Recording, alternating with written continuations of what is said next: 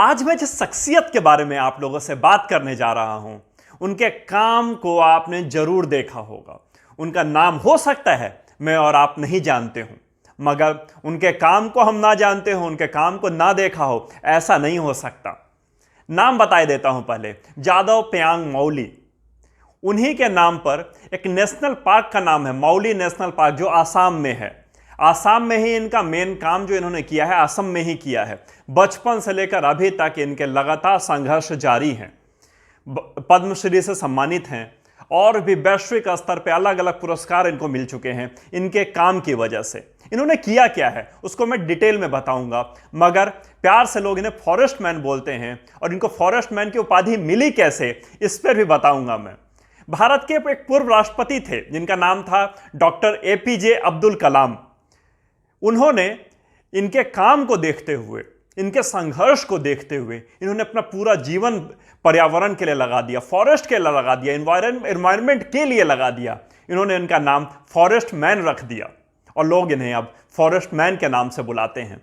मौली जब छोटे थे, लगभग अपनी बायोग्राफी में खुद बताते हैं, अलग अलग सेमिनार्स करते रहते हैं तो खुद बोलते हैं कि जब मैं 12 साल का था तभी से मुझे जमीन की कटाई, पानी का बहाव, पेड़ का कटना, पर्यावरण को हो रहा नुकसान मुझे बहुत दर्द दे देता था। मैं बड़ी तकलीफ होती थी मुझे ये सब देख करके।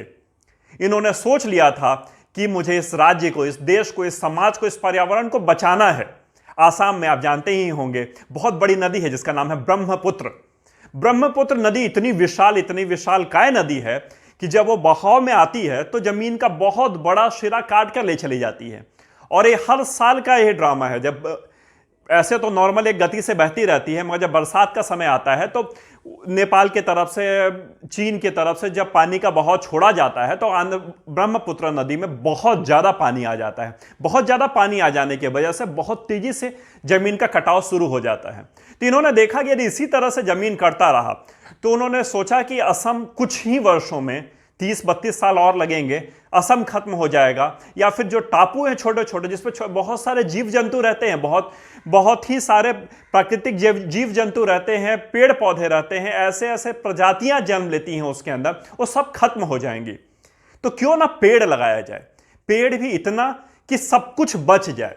गवर्नमेंट से इन्होंने प्रयास किया, सरकारों को बार बार पत्र लिखा, बार बार चाहा, अलग अलग स्वयंसेवी संगठनों से बार बार कांटेक्ट किया और कहा कि हम क्यों नहीं पर्यावरण को बचाने के लिए पेड़ लगाएं। पेड़ लगाएं, सिर्फ पेड़, और कुछ करने की जरूरत नहीं है। प्रकृति अपने आप बच जाएगी, देश अपने आप बच जाएगा, पर्यावरण अपने आप बच जाएगा, नदी अपने बहाव से बहेगी, हम अपने बहाव से जी पाएंगे। बहुत संघर्ष किया इन्होंने, मगर कुछ खास रिजल्ट नहीं आया। सरकार की योजना आई जिसके तहत उन्होंने उस एरिया को, जिधर इन्होंने डेवलपमेंट चाहते थे, डेवलपमेंट के लिए उन्होंने पेड़ लगाने का अभियान चलाया और कुछ टीम बनाई जिसमें मौली भी शामिल थे। 16 साल के मौली ने पेड़ लगाना शुरू किया और तकरीबन 5 साल तक सरकार की वो स्कीम चलती रही। उन्होंने पेड़ लगाते चले गए। इन्होंने अपना खुद का बताते हैं कि मैंने 1000 से ज़्यादा पेड़ उस एरिया में सरकार के परियोजना के तहत, हम लोग 20 वॉलंटियर्स थे, मिलकर लगा रहे थे। तकरीबन उन्होंने 18 से 20 हज़ार पेड़ लग चुके थे। उसमें से बचे कितने सर्वाइव कर पाए, कितने मर गए, सरकार के पास कोई खास आंकड़ा नहीं था, क्योंकि जब पेड़ लगाए जाते हैं तो छोटे छोटे पौधे लगाए जाते हैं। तो उसमें उन्होंने बताया कि छोटे छोटे पौधे लगाए गए थे। तो 5 साल तक लगातार पौधे लगाए गए थे और जो पेड़ बनना शुरू हो गया था, मगर उतने से बात बनती नहीं। ब्रह्मपुत्र नदी का बहाव जब अपने विकराल रूप में आती है ना, नदी जब अपने विकराल रूप में आती है तो सब कुछ बहा कर ले जाती है। तो इन्होंने कहा कि मैंने वो संघर्ष नहीं छोड़ा। 5 साल के बाद भी लगातार पेड़ लगाता चला गया। पेड़ इतने मात्रा में लगाया कि वो एक जंगल का रूप ले लिया। 360 एकड़ जमीन पर इन्होंने लगातार वर्षों पेड़ लगाते चले गए, पौधे लगाते चले गए। शादी विवाह हुआ इनका, जंगल में ही इन्होंने घर बसा लिया, 2 बच्चे हुए, उनको भी इसी काम में झोंक दिया और सारे परिवार मिलकर के वहां पर बैठ के इन्होंने पेड़ लगाना शुरू किया। 360 एकड़ का एक विशाल जंगल खड़ा कर दिया और उसके अंदर एक से बढ़कर एक जीव जंतु रहने लगे आकर के, और नदी का कटाव रुक गया और धीरे धीरे लोगों की इन पर नजर पड़ी, उस जंगल पर नजर पड़ी। प्रकृति चुप नहीं रहती ना, प्रकृति तो शोर मचाती है, और जब वो शोर मचाती है तो सबको सुनाई देता है। जो अंधे होते हैं, जो गूंगे होते हैं, जो बहरे होते हैं, मैं किसी खास के लिए शब्द यूज कर रहा हूं, मैं डायरेक्ट नहीं बोलना चाह रहा उनका नाम, उन सब के कान में जू रेंगा और उन लोगों ने देखा कि ये क्या हो गया, इतने बड़े एरिया में इतने सारे पेड़। ये एक डॉक्यूमेंट्री देखी मैंने मौली की। मौली कहते हैं कि मैं जंगल में रहता था, खाने पीने कमाने के लिए एक ही साधन था, दूध बेचता हूं। उनके पास कुछ गाय भैंस हैं जिसको कि दूध निकालते हैं, दूध बेचते हैं। तो उन्होंने डॉक्यूमेंट्री में बताया कई बार ऐसा होता है अंदर इस जंगल में शेर भी रहते हैं। कई बार शेर या फिर कुछ जंगली जानवर बाहर आ जाते हैं और आकर के मेरे गाय भैंस भी खोल के ले चले जाते हैं और खा जाते हैं। मगर मुझे शिकायत नहीं है, मुझे कोई कंप्लेन नहीं है उन जानवरों से, क्योंकि उनका वो नेचर है। उनका नेचर मारना है, हमारा नेचर बचाना है। हमारा काम मिलजुल के रहना है, इस प्रकृति में मदद करना है। उन्होंने बोला अंदर हो ना हो, उसको खाने के लिए भरपेट नहीं मिलता होगा, तभी वो बाहर आने की हिम्मत करता है। अगर उसको अंदर ही सारी सहूलियत मिल जाए तो बाहर क्यों जाएगा। ये सिर्फ जानवरों तक ही सीमित नहीं है, हम इंसानों पर भी ये चीज़ लागू होती है। यदि हमें अपने ही प्रदेश, अपने ही राज्य, अपने ही देश में सारे संसाधन, सारे रिसोर्स मिल जाए तो क्यों जाना पड़ेगा हमें। ब्रेन ड्रेन की इतनी बात की जाती है कि हमारा रिसोर्स, हम इतनी मेहनत करके उनको रेडी करते हैं और लोग देश छोड़कर चले जाते हैं, हम राज्य छोड़कर चले जाते हैं, प्रांत छोड़कर चले जाते हैं। क्यों चले जाते हैं वो लोग? क्योंकि वहाँ उतना उनको खाने के लिए नहीं मिल पाता, इसलिए उनको जाना पड़ता है। कोई भी शौक से अपने घर से बाहर नहीं निकलना चाहता यदि उसको घर में सबको सहूलियत मिल जाए तो। इसी तरह जानवर भी घर से बाहर इसीलिए आते हैं, अंदर उनको सहूलियत नहीं मिल पाती होगी, ऐसा मौली बोलते हैं।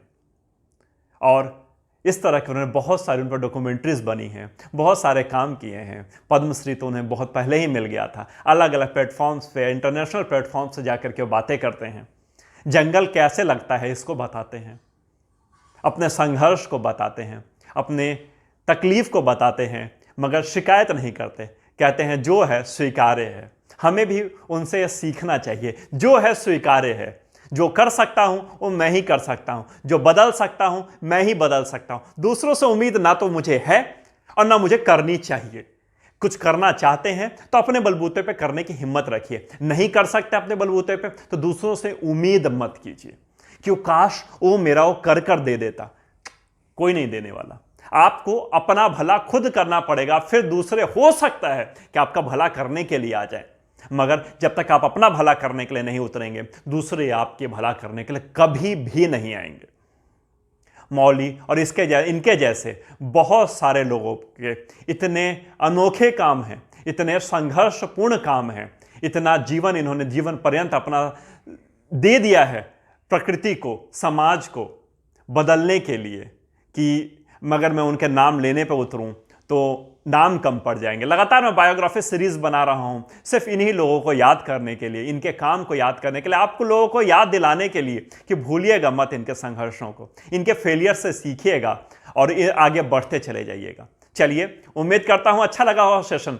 अगर हो सके समय मिले मौली के बारे में थोड़ा डिटेल में और पढ़िएगा, डॉक्यूमेंट्रीज देखिएगा। बहुत अच्छा बोलते हैं, बहुत समझदार व्यक्ति हैं।